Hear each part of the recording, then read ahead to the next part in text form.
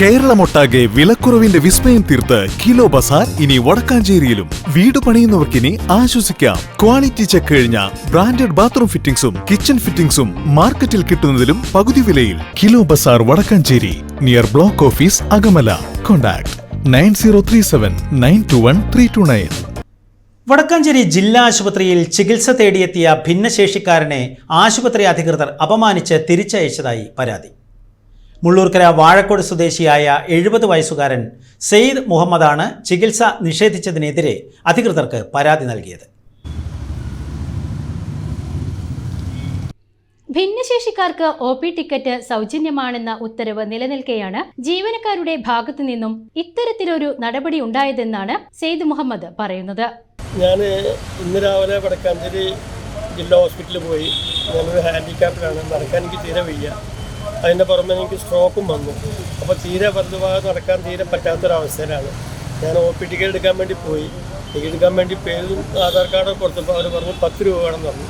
10 രൂപ ഞാൻ പറഞ്ഞു 10 രൂപ തരുന്നതുകൊണ്ടല്ല, ഞാൻ സാധാരണ ഭിന്നശേഷിക്കാരൻ കൊടുക്കാറില്ല. അതൊന്നും ഈ ഹോസ്പിറ്റലിൽ പറ്റില്ല, പൈസ ഇല്ലെങ്കിൽ കാർഡ് പിടിച്ചോളൂ പറഞ്ഞ് കാർഡ് തിരിച്ചു വന്നു. എന്നെ വളരെ മോശമായി പെരുമാറി ഇറക്കി ഇതുണ്ടായത്.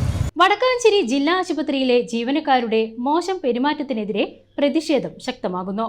45% ഭിന്നശേഷിക്കാരനും ഹൃദ്രോഗിയുമായ മുള്ളൂർക്കര സ്വദേശി സെയ്ദ് മുഹമ്മദിനാണ് ആശുപത്രിയിൽ വെച്ച് ദുരനുഭവമുണ്ടായത്. ചൊവ്വാഴ്ച രാവിലെ 8:45 ശ്വാസതടസ്സത്തെ തുടർന്നാണ് ഇദ്ദേഹം ആശുപത്രിയിൽ ചികിത്സ തേടിയെത്തിയത്.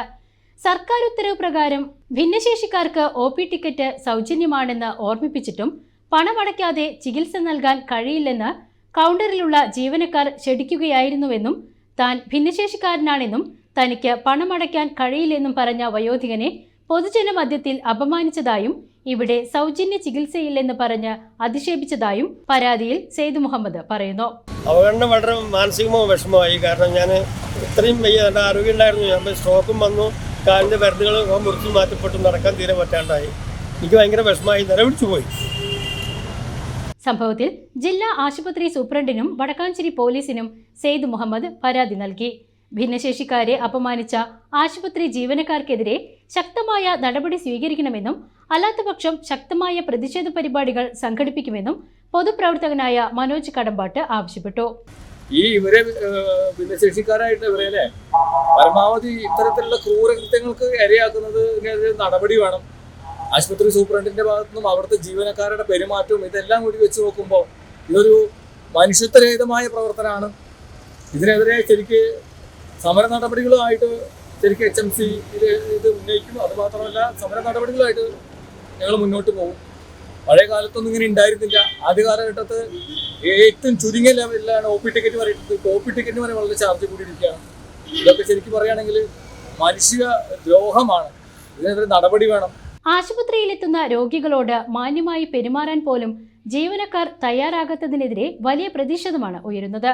അതേസമയം ഭിന്നശേഷിക്കാർക്ക് OP ടിക്കറ്റ് സൗജന്യമല്ലെന്നും ചികിത്സാ നിഷേധം ഉണ്ടായിട്ടില്ലെന്നും ആശുപത്രി അധികൃതർ പറഞ്ഞു.